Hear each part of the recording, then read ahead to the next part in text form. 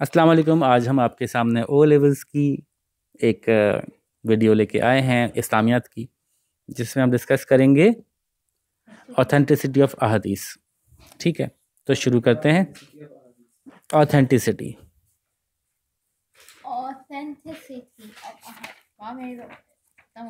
Authenticity का क्या मतलब होता है कि वो हदीस कितनी दुरुस्त है। ठीक है, ऑथेंटिसिटी ऑफ अहादीस। इसमें जो दो बातें कही जाएंगी पहले शुरू में, वो हम कहेंगे दो प्रिंसिपल्स हैं, प्रिंसिपल ऑफ रिवायत एंड प्रिंसिपल ऑफ दिरायत। ये लिख लीजिए। अलग-अलग पॉइंट्स हैं जी। प्रिंसिपल PL ही लिखिएगा, PAL मत लिख दीजिएगा। प्रिंसिपल ऑफ रिवायत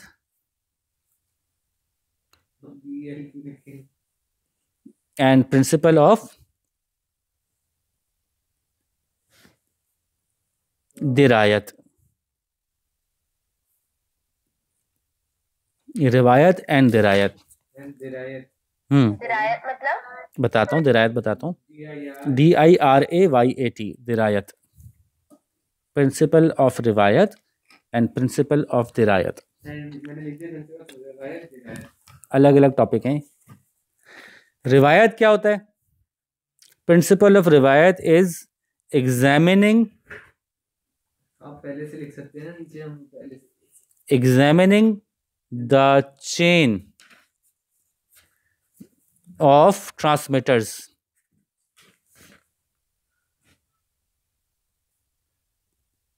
इसको कहते हैं इस्नाद, ISNAD, examining the chain of transmitters. इस्नाद क्या मतलब हुआ इस बात का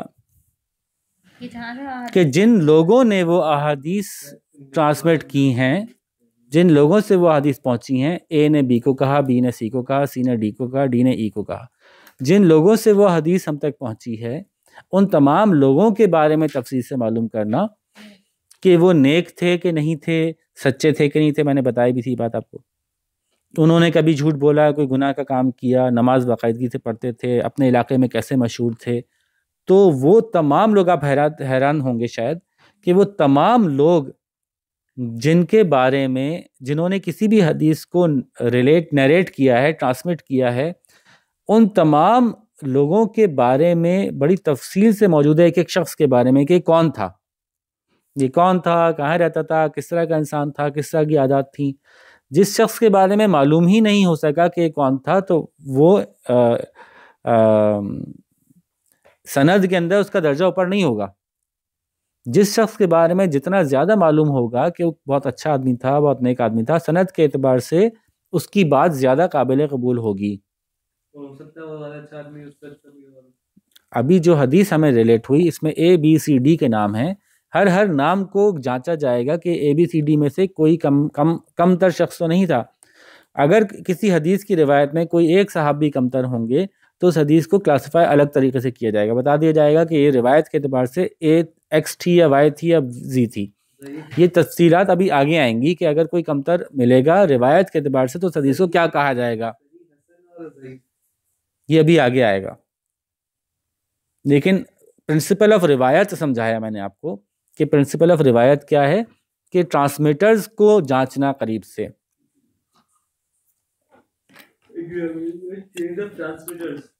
और प्रिंसिपल ऑफ दिरायत क्या होता है? एग्जामिनिंग द टेक्स्ट, जिसको मतन कहते हैं। एग्जामिनिंग द टेक्स्ट, जिसको मतन कहते हैं, MATN। क्या मतलब हुआ इस बात का कि हदीस के जो अल्फाज हैं वो अल्फाज इससे पिछली अहादीस जो हमने अब तक पढ़ी हैं उनके अल्फाज से मैच होते हैं कि नहीं। जो बात कही जा रही है वो बात इस्लाम की रूह से मैच होती है या नहीं, कुरानिक प्रिंसिपल्स से मैच होती है या नहीं। ठीक है, एग्जामिनिंग द टेक्स्ट, जो बात कही गई है इस हदीस में, वो बात किस हद तक कुरान से और दूसरी अहादीस से मैच होती है, और कहीं ऐसा तो नहीं है कि वो कोई ऐसी बात नई बात रख रही है सामने जो कि इससे पहले कभी कुरान से या हदीस से सामने नहीं आई या उसके खिलाफ है कम से कम। उल्टी कोई बात हो। सिमिलरली आप सल्लल्लाहु अलैहि वसल्लम के बात करने का एक स्टाइल था, तो ये हदीस उस स्टाइल में ही बात कर रही है या किसी डिफरेंट स्टाइल में बात कर रही है? जिस तरह की ग्रामर आप सल्लल्लाहु अलैहि वसल्लम यूज़ करते थे उसी तरह की ग्रामर यूज़ कर रही है या इसकी ग्रामर का अलग ही अंदाज है? तो इससे बड़ी तफसील से ये बात सामने आती है कि ये अल्फाज आप सल्लल्लाहु अलैहि वसल्लम कह ही नहीं सकते। आप सल्लल्लाहु अलैहि वसल्लम का अंदाज ही नहीं था बात करने का, आप सल्लल्लाहु अलैहि वसल्लम का ये तरीका ही नहीं था बात करने का, या ये टॉपिक पे तो आप सल्लल्लाहु अलैहि वसल्लम इस तरह का ख्याल नहीं रखते थे, ये उनके ख्याल से हट के बात हुई है। ठीक है, तो ये दो बुनियादी प्रिंसिपल्स हैं, प्रिंसिपल ऑफ रिवायत एंड प्रिंसिपल ऑफ दिरायत। एक और तरीके से हदीस को देखा जाता है वो है हदीस कुदसी एंड हदीस नबवी। ये इससे हटकर है,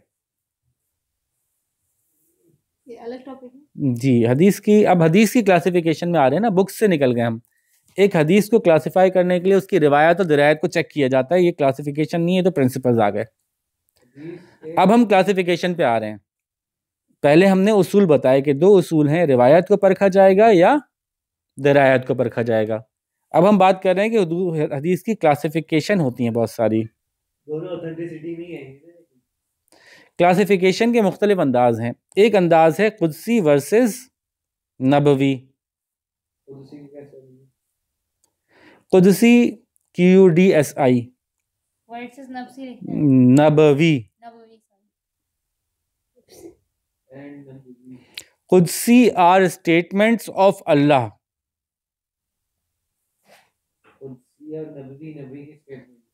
स्टेटमेंट्स ऑफ अल्लाह narrated by the Holy Prophet.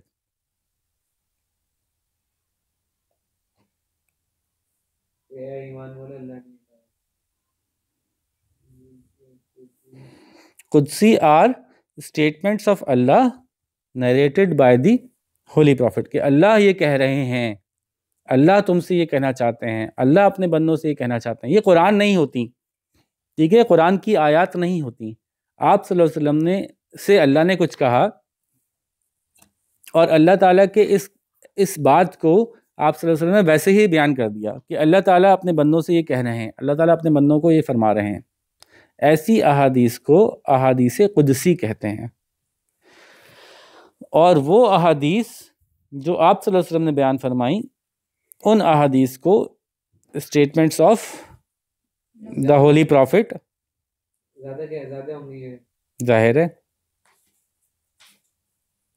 Statements of the holy prophet are called अहादीस नबवी।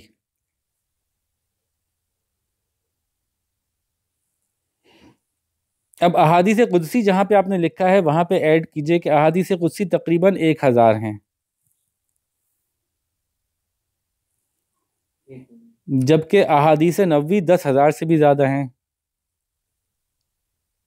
और भी तो है। हाँ हाँ, आप सल्लल्लाहु अलैहि वसल्लम से नरेट हुई हुई अहादीस जो आप सल्लल्लाहु अलैहि वसल्लम के काम अफ़आल या उनकी बातें थी वो 10,000 से भी ज़्यादा हैं, जबकि अहादीस कुदसी मैक्सिममली 1000 हैं। आगे 1000 लिख दो। जी 1000 लिख लें। कुदसी के टॉपिक लिमिटेड हैं। कुदसी के टॉपिक्स क्या हैं? जी लिखना है, नहीं छोड़ी तो आप आगे लिख लें। कुदसी के टॉपिक्स जो हैं वो हैं human to God relation, human to God relation,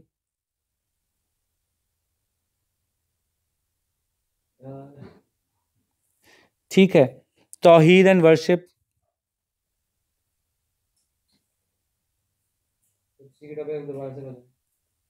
human to God relation, तौहीद एंड वर्शिप। जबकि नबवी के टॉपिक तो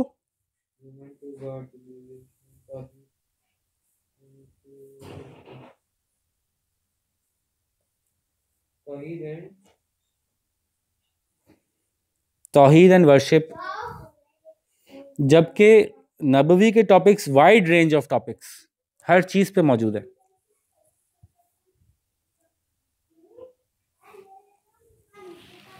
ठीक है, नबवी के वाइड रेंज ऑफ टॉपिक्स हैं। कुदसी के बारे में आखिरी बात लिख लें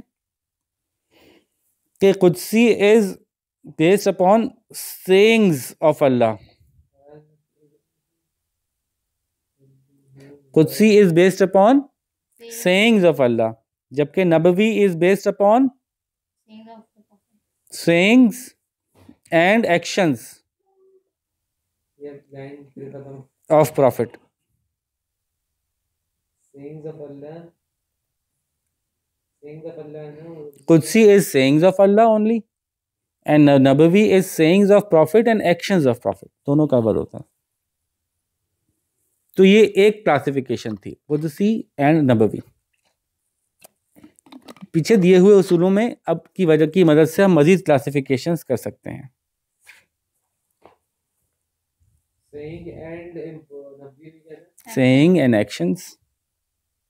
आपने फिर एक तुमने लिखा पूरा से फिर आपने कुछ सीखा बदल के।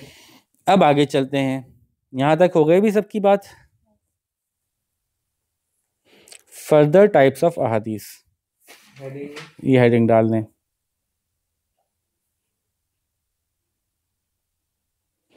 और कौन कौन सी टाइप्स होती हैं? सही, हसन और ज़ईफ।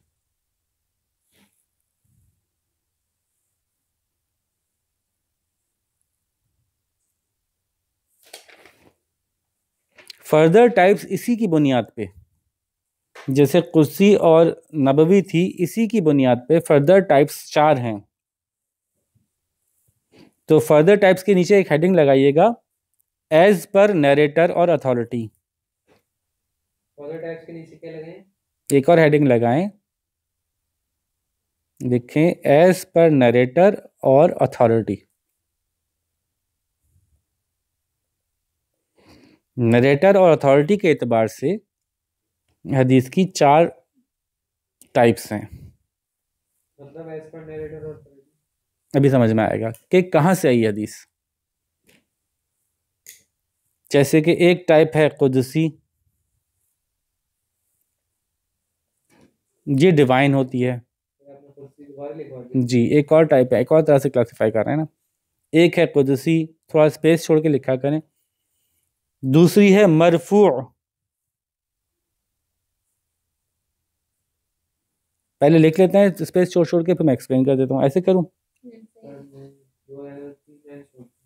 मरफू चाहे तो लिख लें। मरफू के अंदर कहते हैं I heard from the holy profit. I heard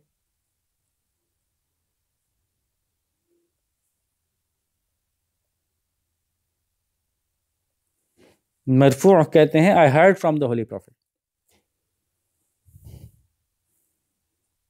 फिर एक होती है मौकूफ, MAUQUF, मौकूफ। मरफू एक्सप्लेन तो नहीं कर रहे ना। मरफू को बस एक्सप्लेन कर दिया मैंने, साथ साथ एक्सप्लेन करता जा रहा हूँ। हमने कुर्सी को नहीं किया, कुछ कर दिया ना, सेइंग ऑफ अल्लाह, पहले किया था। फिर कर दिया। एक और बार कर दूँ? अच्छा। मैंने छोड़ दिया। कुदसी इज डिवाइन, मैंने डिवाइन लिखा था, सेइंग ऑफ अल्लाह। मरफू इज, इंग्लिश में उसको कहते हैं elevated.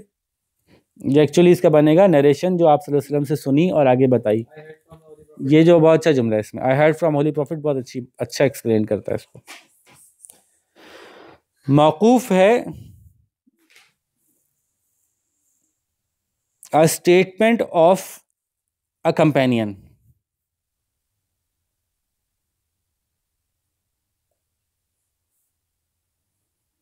a statement of a companion of the holy prophet। इसकी फॉर एग्जांपल जैसे कहा कि we were commanded to do this, ठीक है, we were कमांडेड। अब ये किसी साहबी ने बताया कि हमें ये कहा गया, हमें ये हुक्म मिला। ये अल्फाज वहां तक नहीं पहुंचाए उन्होंने कि आप सल्लल्लाहु अलैहि वसल्लम ने ये कहा था कि। इसमें क्या फ़र्क पड़ता है कि जब कोई साहबी ये कहते हैं कि आप सल्लल्लाहु अलैहि वसल्लम ने ये कहा था, तो जो आगे अल्फाज आते हैं हम उनको जज करते हैं दिरायत पे, आप सल्लल्लाहु अलैहि वसल्लम की दिरायत पे।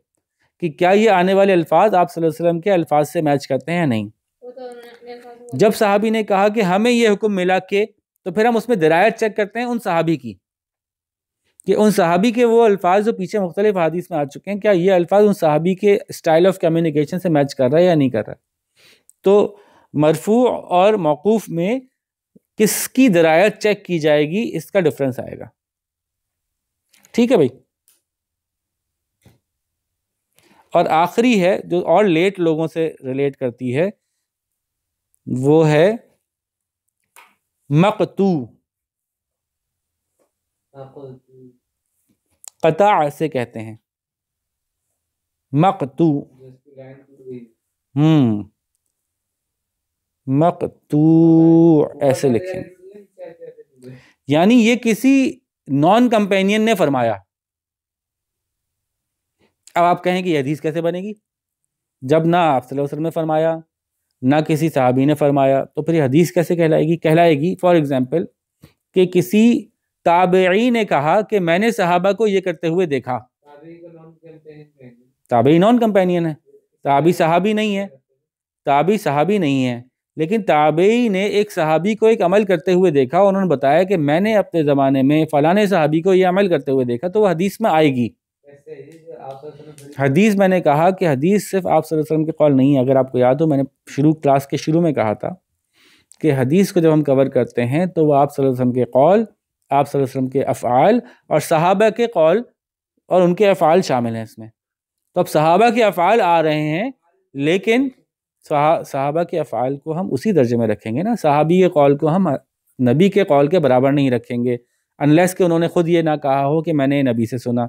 सहाबी के अमल को हम नबी के अमल के बराबर नहीं रखेंगे। नबी के अमल से हमने वाजिब निकाला, सहाबी के अमल से शायद वाजिब ना निकले उस वक्त, डिपेंडिंग के सब सहाबा करते थे।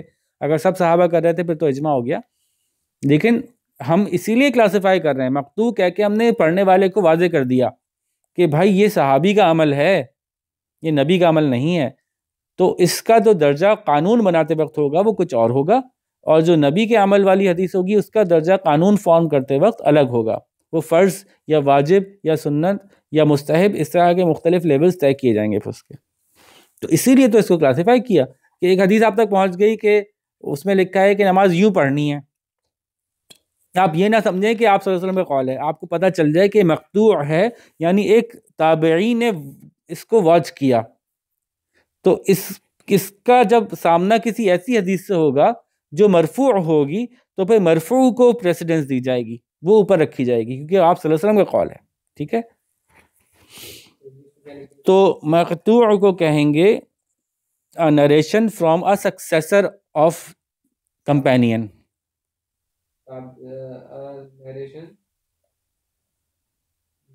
नरेशन फ्रॉम अ, जी, नरेशन फ्रॉम अ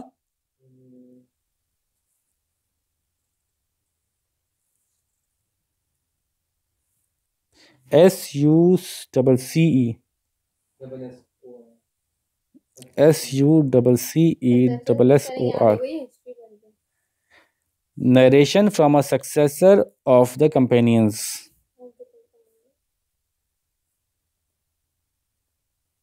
अच्छा, इसमें मैं अलग से बताऊं कि मक़तू के अंदर भी आप रिवायत भी करेंगे और दिरायत भी करेंगे। यानी वो जो नरेटर है वो किसी ताबई के करीब, सहाबी के करीबी दोस्त था, सहाबी का स्टूडेंट था, एक दफ़ा सहाबी से मिला था, ताबई का भी कोई दोस्त था। तो ये पूरी रिवायत मौजूद है इसमें, कि इसमें इस्नाद पूरी देखी जाती है कि साहब जो मक़तू रिवायत कर रहे हैं वो कितने करीब थे सहाबा से, जो इनकी बात को कितना ऑथेंटिक माना जाए या कितना इंपॉर्टेंट माना जाए। ऑथेंटिक तो साबित भी हो गई, लेकिन किस लेवल की इंपॉर्टेंस दी जाएगी इस बात को कानून वज़ा करते वक्त, क्योंकि इस शरीयत के अंदर दो तरह हदीस से दो तरह के काम लिए गए हैं। एक ये काम लिया गया है कि क्या अच्छा है क्या बुरा है, और एक क्या काम लिया गया है कि कानून क्या है, तलाक हो जाएगी कि तलाक नहीं होगी, विरासत मिलेगी कि विरासत नहीं मिलेगी। ये बड़े इंपॉर्टेंट फैक्टर्स हैं। तो कानून वज़ा करते वक्त ये बड़ा अहम पॉइंट होता है कि किस चीज़ को ऊपर रखना है और किस चीज़ को नीचे। बहुत से लोग इसी तरह से गुमराह करते हैं कि वो आपसे कहेंगे कि ये देखो ये एक हदीस है, बुखारी में लिखी है, बुखारी में लिखी है। अब इस हदीस की चेन पे ऊपर देख लो क्या लिखा है, पढ़ो तो लिखा है कि इसकी चेन जो थी रिवायत के एतबार से बेस्ट चेन है, कोई उसमें एक झूठा शख्स शामिल नहीं है। बिल्कुल ठीक है। फिर आपसे कहा जाएगा बताओ कि इसको दरायत के एतबार से उन्होंने कहाँ प्लेस किया, जो दरायत के एक्सपर्ट्स हैं, दरायत के एक्सपर्ट्स ने उसको टॉप पे किया कि जिन साहब की अल्फाज हैं उन्हीं के अल्फाज से बिल्कुल सही मैच करती है, लेकिन वो हदीस मकतू है। एक मकतू हदीस को एक मरफू हदीस के साथ आप मैच करेंगे तो मरफू ऊपर आएगी, ठीक है ना। तो ये बात वो नहीं बोलते आपको कि वो मकतू थी। बहुत से ऐसे आजकल के मॉडर्न आपको मिलेंगे लोग जो लोगों के अंदर झगड़ा फैलाते हैं कि देखो फलाना शख्स सही हदीस पर अमल नहीं कर रहा, लेकिन वो उस डिटेल में नहीं जाते कि वो जिस सही हदीस से अमल नहीं हो रहा उसके अगेंस्ट एक और हदीस मौजूद है जो मरफू है, और ये सही तो है लेकिन ये मकतू है। तो दोनों के मरफू का दर्जे को बाकायदा इसकी साइंस बनाई गई है कि किस तरह से किस सिचुएशन में किसको ऊपर और किसको नीचे रखा जाएगा ताकि कोई कंफ्यूजन ना हो। ये सारे मसले तब डिस्कस होते हैं जब कानून बनाने की बात होती है। जब किसी चीज़ की अच्छाई बयान हो रही है कि ये अमल करना बड़ी अच्छी बात है तो उसमें तो मरफू भी ली जाएगी, मकतू भी ली जाएगी, उसमें तो ज़ईफ़ भी ले ली जाएगी, कोई मसला नहीं, क्योंकि वो सिर्फ एक अच्छी बात की बात हो रही है ना कि किसी को खाना खिलाना बड़ी अच्छी बात है। ज़ईफ़ किसी बुनियाद पे ज़ईफ़ हुई है ना तो उसकी रिवायत दरायत दोनों देखी जाएंगी, तभी उसको ज़ईफ़ का दर्जा दिया जाएगा। हाँ हदीस तो है, लेकिन वो जो हदीस ही नहीं है वो तो मौजू है, वो तो कुछ भी नहीं है, वो ना मकतू है, वो ना वो तो मौजू है। मौजू का मतलब वो हदीस ही नहीं है। खैर, तो हम आगे चलते हैं। ये हमने किया एज पर अथॉरिटी कैसी क्लासिफिकेशन है। अब क्लासिफिकेशन करते हैं एज पर ऑथेंटिसिटी, जो आप बार बार पूछ रहे थे कि सही है कि हसन है कि ज़ईफ़ है कि मौजू है, तो वो भी 4 आते हैं।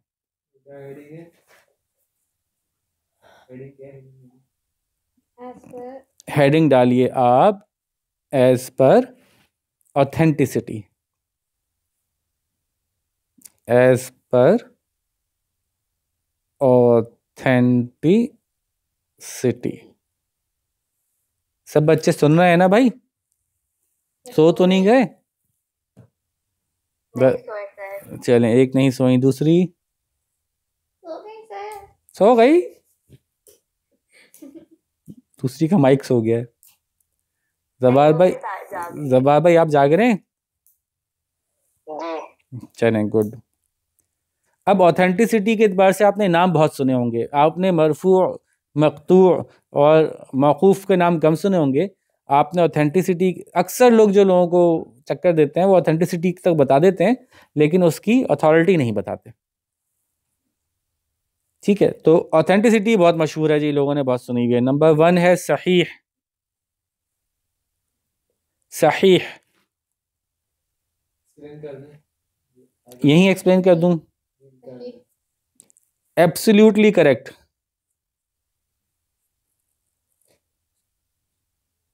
ये बात याद रखिएगा, अकॉर्डिंग टू समवन होगी, यानी किसी एक शख्स ने उसको सहीह कह दिया। कितने ज़बरदस्त हमारे यहाँ माशाल्लाह सिस्टम है, इतना ज़बरदस्त सिस्टम है, इससे पूरी दुनिया के लोग जेलस हैं माशाल्लाह माशाल्लाह। किसी एक बहुत बड़े कलेक्टर ने एक हदीस को सहीह कह दिया तो हम ये साथ में लिखते हैं सहीह उन साहब के मुताबिक। उसके बाद हम ये देखते हैं कि क्या और भी कलेक्टर्स ने इसको सहीह कहा या नहीं। उसके बाद सहीह का भी एक लेवल ऊपर जाता है, सही से भी ऊपर जाती है। जी जनाब, सिर्फ सहीह काफ़ी नहीं है, सहीह से भी ऊपर जाता है लेवल। आपकी बुक में शायद नहीं है ये टॉपिक, आपकी बुक में टॉपिक नहीं है। सिर्फ सहीह ही पे ही नहीं रुकते हम लोग अल्हम्दुलिल्लाह, बल्कि हम ये देखते हैं कि कितने लोगों ने उसको सहीह कहा है। कहीं ऐसा तो नहीं है कि 4 ने तो सही कह दिया लेकिन 5 ने कहा है कि ये सहीह नहीं हसन है। नहीं, ऐसा नहीं हुआ कि किसी ने एक तरफ सही बोल दिया दूसरे ने पूरा ही ज़ईफ़ बोल दिया, ऐसा नहीं होता। ऐसा भी नहीं है कि जिसने सही बोला वो कोई समझदार आदमी है ना, मतलब हर किसी को इख्तियार नहीं है कि वो किसी हदीस को सही और ज़ईफ़ कह सके।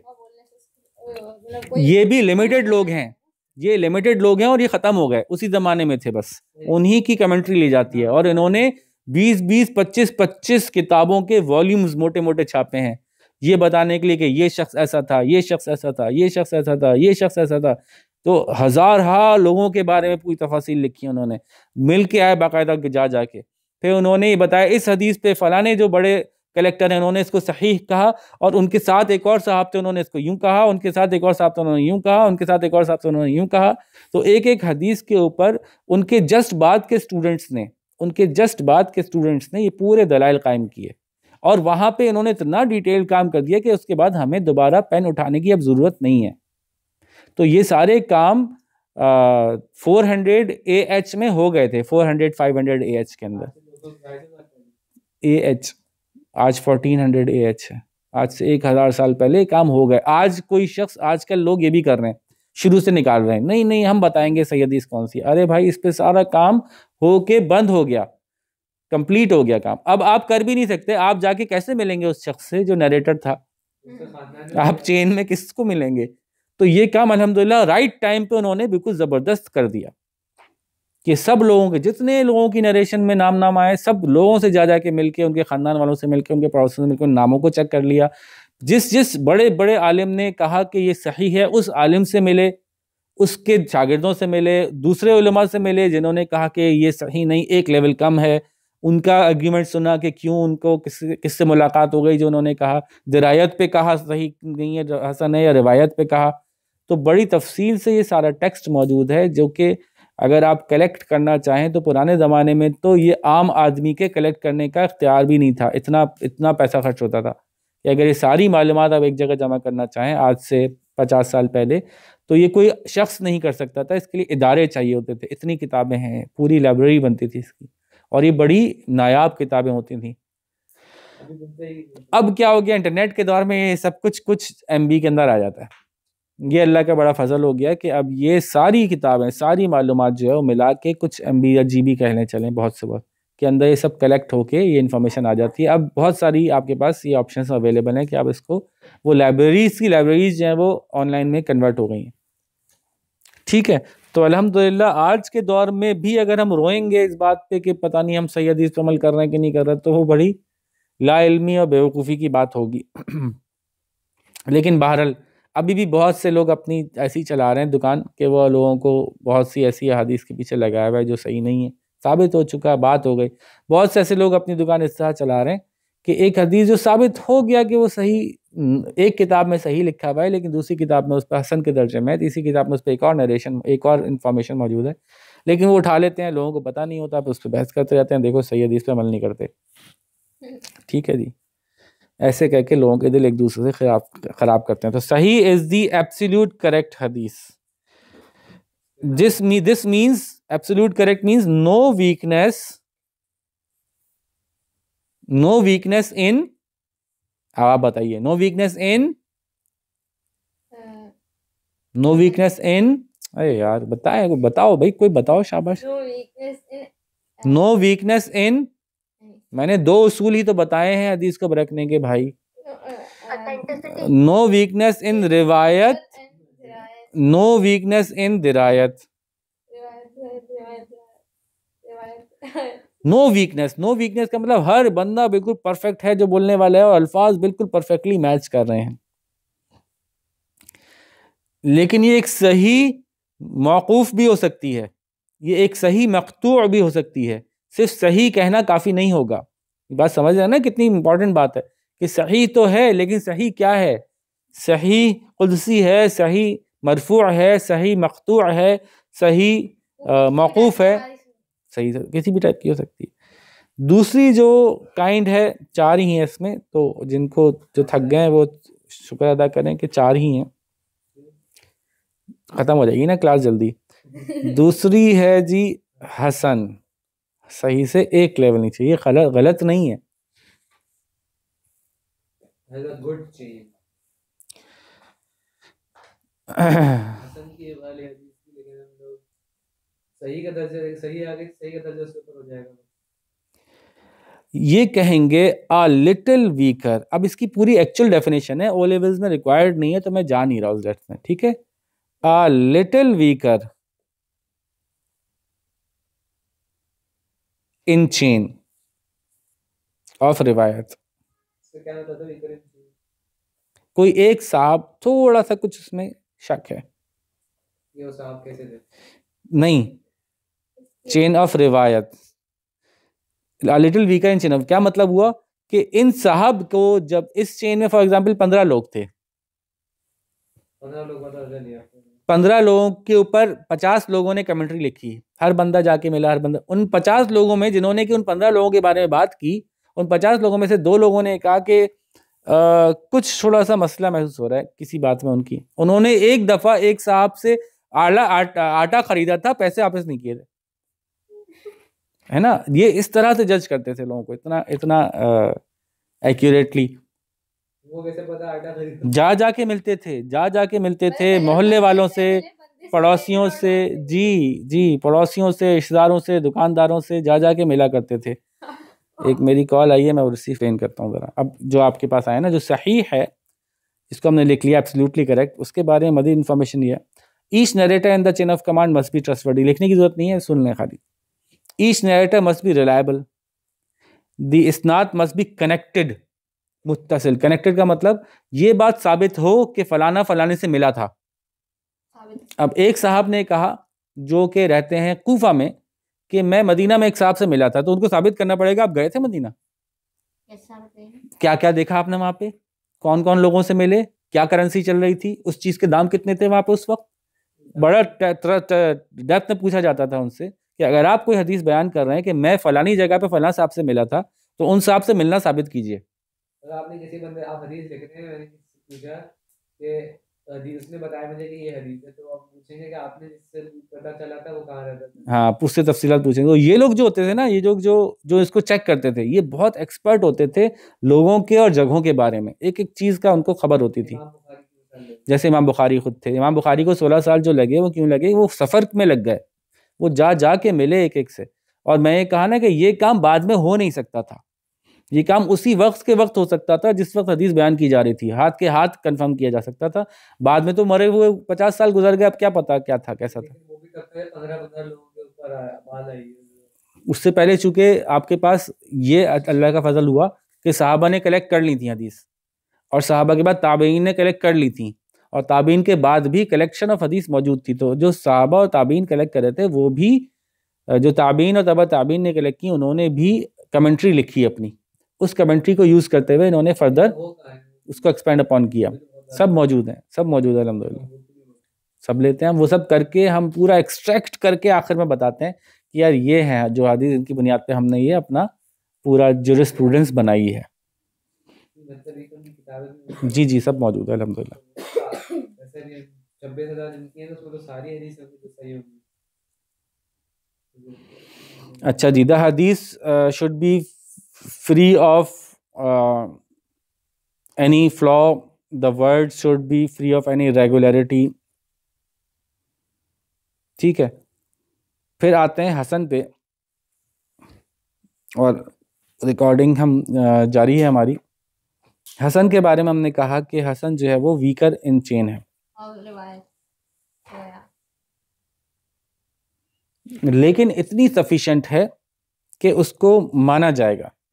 फॉर एग्जांपल मैं आपसे कहूँ कि जी आपको परफ्यूम लगाना है, आप कहें यार अल्टीमेट जो खुशबू है ना, उसमें ये क्वालिटी हो, ये क्वालिटी हो, बहुत क्वालिटीज़ भर देंगे आप कहेंगे ये अल्टीमेट खुशबू है।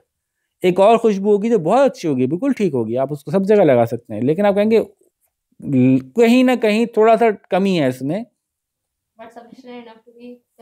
सफिशिएंट इनफ है।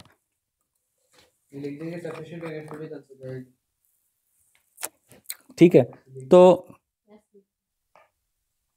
इसमें आमतौर पे competence of one of the narrator is less than complete.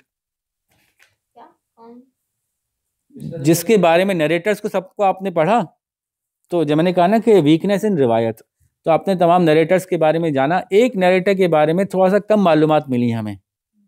एक साहब इस पूरी रिवायत में ऐसे मिले जो ज़्यादा घुलने मिलने वाले नहीं थे लोगों से, तो उनके बारे में बहुत कुछ नहीं पता चल सका। ठीक है, सही आदमी थे, ये पता चल गया, सही आदमी थे, झूठे नहीं थे, लेकिन उसके पड़ोसी रिश्तेदार ज़्यादा मिल नहीं सके हमें। तो फिर हम कहेंगे फिर इसको हसन में डालो, फिर इसको सही में नहीं डालो, हालांकि चाहे वो कहीं किसी भी जगह हदीस स्टैंड करती है, लेकिन अगर कहीं हमें फील हुआ कि इसके जो नरेटर हैं वो उनके बारे में मुनासिब मालूमात नहीं मिली, किसी एक चेन में किसी एक के बारे में मुनासिब मालूमात नहीं मिली, मैंने तो जो लिखवाना था वो लिखवा दिया, little weaker in chain of रिवायत, काफ़ी है ये जुमला। मैं उस जुमले को एक्सप्लेन कर रहा हूँ। लिखना जरूरी नहीं है जो आप बोल रहे हैं। sufficient नहीं, जो मैं बोल रहा हूँ वो लिखना नहीं है। मैंने कहा is a little week in chain of रिवायत, ये जुमला लिख देना काफी है। ठीक है। अब हसन कैन राइज अप टू सही इफ सिमिलर अहादीस आर प्रेजेंट।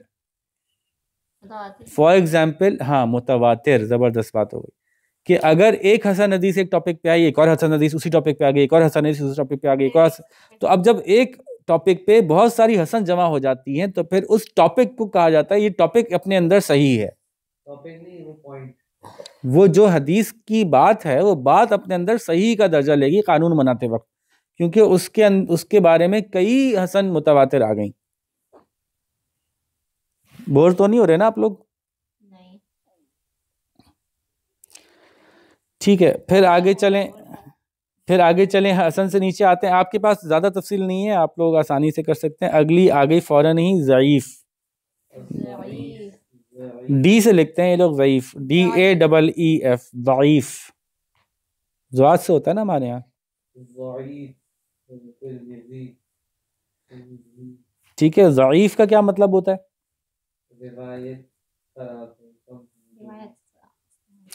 जब किसी चेन में से a person in the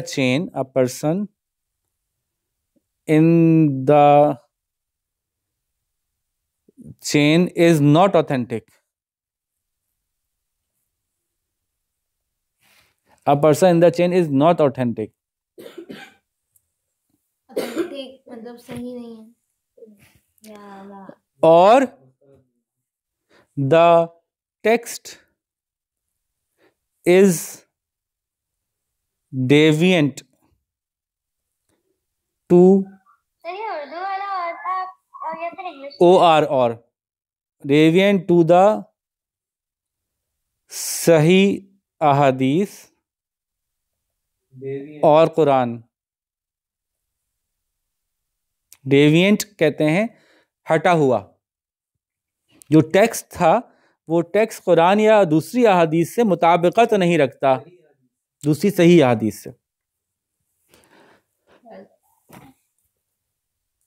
ठीक है। अब सवाल ये पैदा होता है कि ज़ईफ़ हदीस थी तो उसको लिखा क्यों भाई?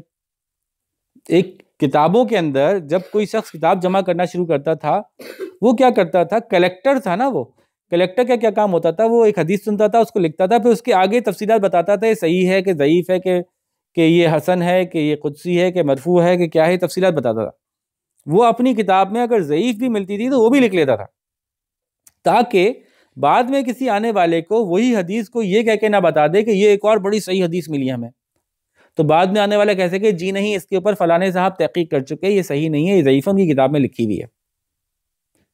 तो ये भी ज़बरदस्त काम किया कि उन्होंने सिर्फ सही अहादीस ही, जैसे इमाम बुखारी ने जो अपनी सही बनाई वो तो 6000 निकाली, लेकिन उन्होंने जो बाकी जमा की वो भी लिखी, ताकि ये इंफॉर्मेशन लोगों को रहे कि जो सही नहीं थी वो क्या थी। सही है ना?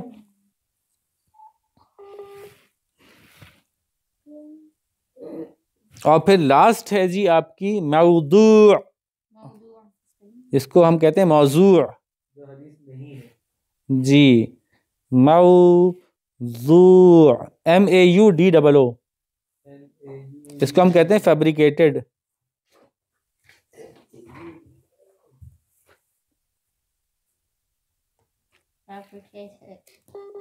which is not a hadith, which is proven to be not a hadith, proven not a hadith।